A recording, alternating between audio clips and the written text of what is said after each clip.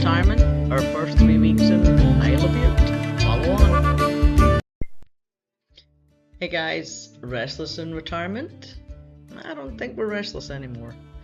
Just wanted to do a little follow-up on our first 12 days on the Isle of Bute.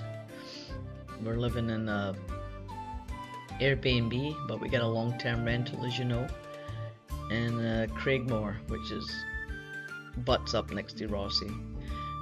Did something for the first time a couple of weeks ago. I actually golfed in Scotland, and actually at my home course, it's Bishopton is the name of the village, but Erskine Golf Course is the name of the golf course.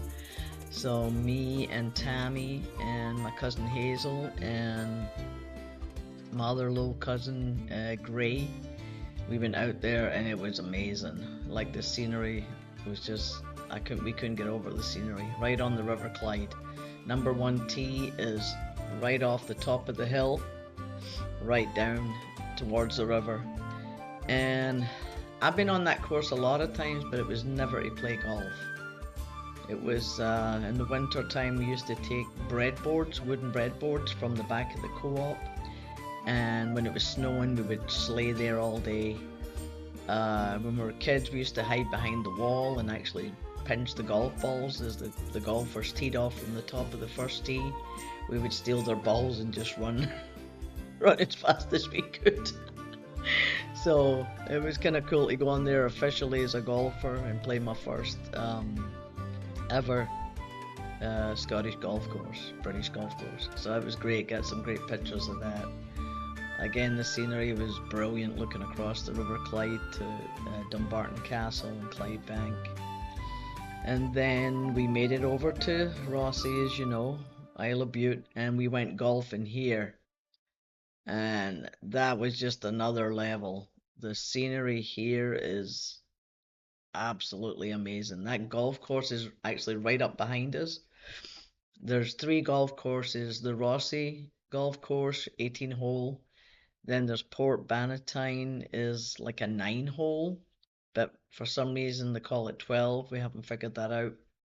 And then there's another one on the other side of the island called Kingarth. We went there today.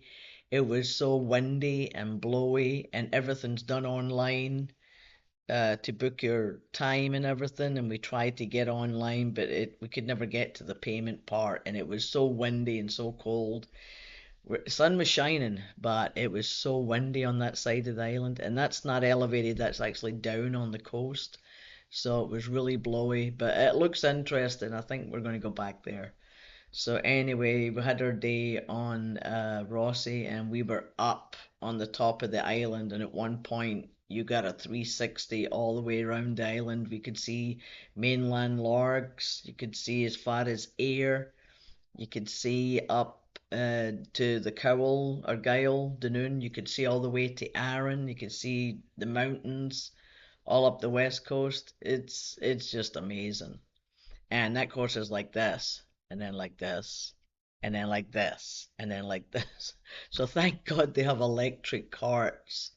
So basically you put your clubs on there. First time we ever used them, you have a little control knob, and it actually moves the cart for you. Thank God, because halfway round to get up the hills, I had it on full and I was hanging onto that cart, and that thing was pulling my butt up the hill. It was a lifesaver. But anyway, it's 20, I think $30 during the week around that. That's not bad. I'm surprised at that. We may actually join. They have an introductory level, 350, and you play as many times as you want. And if we play regular, we're probably gonna take advantage of that. But it was the scenery. We could not hardly play golf for the scenery. It was just amazing. And I've never lost as many balls. I think I lost like 5 or 6 balls.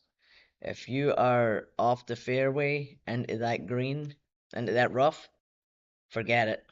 You are not finding your golf ball in there. Trust me, we tried. And the course is really not very well marked out, and a lot of times you're crossing a road and playing two and three and four, and then you cross back over the road. You play five, six, seven, and then you cross back over the road. And it's not really well signposted, and the map they give you is tiny. You can't even see where you're going, but we managed to get our way around it. At one point, we were in a horse farm, but apparently that's part of the course. You walk through a horse stable. We lost it at the last couple. We quit at the 17th. We couldn't figure out where it was, and there's some work on the 18th. So I think that's what threw us off. Thank God the groundskeeper came. We're like, just point is the way home. We just want to get out. We're lost up here on the top of this hill. Just point is. So he's like, oh, just go down the road, cross the road, and down. And I'm like, aye, okay. So away we went. I get visions of us being up there for about 3 weeks trying to find our way out. It was wild. But anyway, it was a lot of fun. We did that. We loved the golfing. We're definitely going to do more of that. We went for a really nice. The weather's been sunny every day. I mean, it's not hot. It's probably they get up to the 60s, I think, low 60s at some point. But it's pretty windy here, so you're always if you're in the shade, it's coats on. You get in the sun and you're blocked from the wind, it's coats off. But we went a walk along the shore road. I call it the shore road. It's basically the road that runs the coastline from Craigmuir. We're sitting looking at Largs and Fairley across here, so follow the coast road up into the town. And it was just so nice and it's so clean and all the flowers are blooming and people are like so friendly. Everybody you pass, they're like, "Good morning, how are you?" Dee da da da da. So we did the walk in. We'll show you some video of that. I think we cut the ferry coming and going. That was kind of cool. Walk into town, and then there's tons of trails, walking trails. So when from town we went kind of up the back of town towards the golf course actually, and then walked this wooded area which is well known. They have a name. The locals have a name. We don't know what it is, but it's basically you're in a wooded area right above the town, looking across the bay. And we walked along that pathway. There's lots of burns and streams, and people's backyards come right up to it. And there was huge trees that were blown over, and they had a really bad storm, I think 2 years ago, like hurricane winds. And there's some of them roots on them big oak trees. I mean, is almost as big as a house. They're like huge. These big trees that were blown over. So we got some pictures of that and just individuals. There was young girls out walking, a lady out on her own, people with their dogs, just everybody just quite happy on their own, walking up that back hill there away from everybody. Walked along it, got some good pictures of it. Again, lucked out with the weather. We've been so lucky with the weather. We really nailed it with the weather. So we did our nice walk, and I'll put a bunch of pictures on there. Um, oh, incidentally, we did make a trip over to Greenock, the mainland, and that was £48 on the ferry. So that's over $60 for a car and two passengers return. There's no discount for residents or multi-trip, 10 ticket trips, nothing. CalMac don't offer any discount, so that could be expensive if you're going back and forth. We don't really have a reason to go, just to visit people. But anyway, on the ferry, I said to Tammy, I'm going to go grab a coffee. And I walked out and get my coffee, and then the guy said, "Oh, there's some napkins and stuff over there." And I walk over, and here is Tammy and I are crazy about a British TV show called This Farming Life, and we've been following the people on there for 5 or 6 years. And one of the reasons we're here in the Isle of Bute is because there's a young farming couple, Emma Gray, who is a champion shepherd and a champion dog breeder, collie dog, shepherd dog trainer. Her and her husband Ewan and their kid Len, they moved from the borders, Northumberland, up to Isle of Bute a few years ago, and we followed them up and just like looking around and the scenery they had, and that was one of the main reasons I really wanted to come here. So guess who's sitting next to the coffee bar? Emma Gray and Ewan Irvin and their kid Len. I couldn't believe it. I was like starstruck. For those that know me, know it's got to take a lot for me to dumbfound me. I've always got words for everything, but I was like a kid meeting like their hero. I went over to coffee and then I said, "Excuse me, I hate to bother you, but I've been following you guys on Farming Life for about 5, 6 years." I said, "I'm so happy I ran into you." They were like super sweet. They're just yapping away. She's talking away. I got a picture. I'm going to put my picture up. And the whole time, Tammy's sitting in the waiting area on her phone, and I'm meeting the people that inspired us to go there. And I said, "Look, like, I'm just going to take a picture, and then later, when I walk back to my wife, I'm just going to show her the picture." I said, "She's going to be pissed that she missed you." So they were laughing and they were like, "Oh, no problem." And I mean, they were just as nice as could be. Just like super nice people, super nice couple. So anyway, got a wee picture with her, so I was all chuffed, so I put it on there. You can follow her. She's got a YouTube channel and she's on this farming life, but she's a top trainer, top sheepdog trainer and shepherdess for competition, Emma Gray.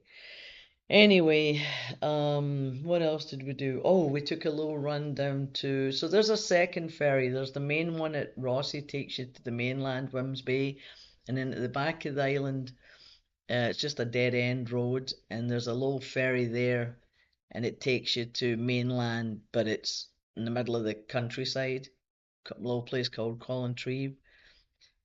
That ferry is a car and passenger ferry, and we timed it. It takes 2 minutes to cross. I mean, the back ramp is coming up after they put the cars on, and then the front ramp is actually going down. It takes 2 minutes to cross the waterway, and it runs every 30 or 40 minutes each way. But it was busy. There was a lot of people, a lot of cyclists. A lot of cyclists come. They'll come from the mainland to Rothesay, and then they'll cycle to the other end of the island. Then they'll go on that little ferry, and then they'll cycle to Dunoon or Stracar or wherever they're going. So it's a pretty busy ferry, but I got some nice drone footage of that. Did that, and then we went to a place called. We went a little walk. There's a trail there too, but it's like a 3 hour trail, and we weren't really ready for that. And then we did a little run to a place called Ettrick Bay, which is it's just it's just amazing. I mean, just like it's not America, it's not the warm sunny beaches and all that, but just the scenery, and there is sand there, and a lot of campers are there. People, they have little cabins there, they have little chalets there. The Ettrick Bay Cafe, it was a Canadian lady serving us, and it was packed, and the food was so good. Like everything in there was so good. It was like, and reasonably priced. But it was just a great day, so we got some drone footage. We're playing around with some of the features on the drone, doing helicopter stuff above us and what have you. So that's Ettrick Bay, and again the scenery was amazing. And then I think it was there we saw the Waverley paddle steamer. It was out doing its little Butte tour, and it passed by us in the distance, so that was kind of cool. We've seen it Waverley like 2 or 3 times. I know the old last going sea steam paddle ship, last going sea paddle ship, not river, sea. But anyway, saw the Waverley and got great pictures at Ettrick Bay. And there's a lot to do and see, and we're just taking our time. We're not rushing every day. After golf Thursday, we ended up at the Golfers Bar downtown. Went in for one and just end up meeting this crowd from Corby. Their parents were all Scottish. They just wanted to come up to Scotland. Their grandparents were from Rothesay, and they were just like good fun, good laugh. Like as soon as they walked in, the place went from super quiet, people having a drink, to jukebox on. Next thing, everybody's up dancing. It was like 5 o'clock in the afternoon. That's what I love about Scotland. But anyway, we had a good time. I'm trying to see if there's anything else. Not really. Just been doing a little uh sightseeing. There's a lot of history here. Today I don't have pictures of that yet, but St. Blaine's Chapel, we're talking 12th century ruins. Went up to see it. Had a great time with that. Had quite an issue getting insurance for the car. The guy that our landlord is going to lease or sell us a car, but because my British license I had to send away because I still had my maiden name, Gray. I still had my mum's address from 35 years ago, so all that had to be updated. So technically, it wasn't valid until I get that done. So I sent it away. It said it'll take 2 or 3 weeks. So we needed insurance for this car that we're buying. So I had to do it under my American license. Well, there, only a few companies that'll cover you under your international license, and they have a thing over here called no claims bonus, which for every year that you don't have an accident, your insurance actually goes down. Yep, believe it or not. So, the average insurance here is maybe 600 a year for people that have had, at least 5 years and no claims, no accidents. But anyway, they wanted proof from me, so I ended up having to get with Geico. But Geico did really good. They actually did a letter. They must be familiar with it. They actually printed me a letter of the years of coverage and the claims and put on there no fault, uh, meaning I was not at fault for the people that bumped me or ran into me or whatever. So I sent that away to them, so hopefully that'll kind of bring it down. But it was pretty expensive. It was probably double what my people here are paying, but I think a lot's to do with that American license. So once I get my British license, I'll get in touch with them again and see if I can get that a little bit cheaper. So we return the car rental tomorrow, which has been really good. That's the one we got really cheap. Um, so that goes back tomorrow. We've only put 150 miles on it. It was brand new. It had 12 miles on it. We've put 150, so honestly, for 2 weeks, that's not a lot of mileage. We've just been running around the island. But anyway, I'm just going to fill you up with some pictures and some of our experiences, and I hope you enjoy them. It's Tammy's still kind of settling in. It is a different lifestyle. That's not, there's no Walmarts. We ain't running to Walmart and in town. It's just what they call the big co-op and the wee co-op. So that's like grocery stores. But as in the big co-op, it's probably the size of just like a gas station store. But anyway, it's all been good. Everybody's been super friendly and we're enjoying it. So I'm going to post some pictures, let you enjoy them. Carry along with us. Send some of the other stuff that we've been doing. Tomorrow we're going to the mainland.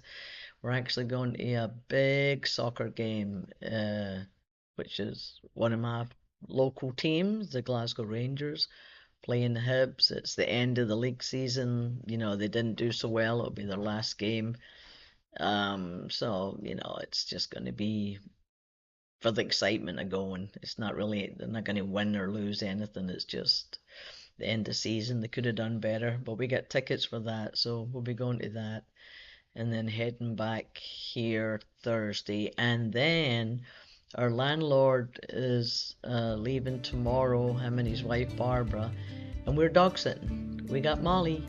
So you'll see some pictures with Molly. We'll be dog sitting for a week. We'll have Molly, so we'll see how we do with that. Alright guys, hope everybody's good and well. Tammy says hi. And have a great week, and we'll be in touch. And I can honestly say, we are not restless in retirement right now. We are pretty content in retirement. Alright, have a great day.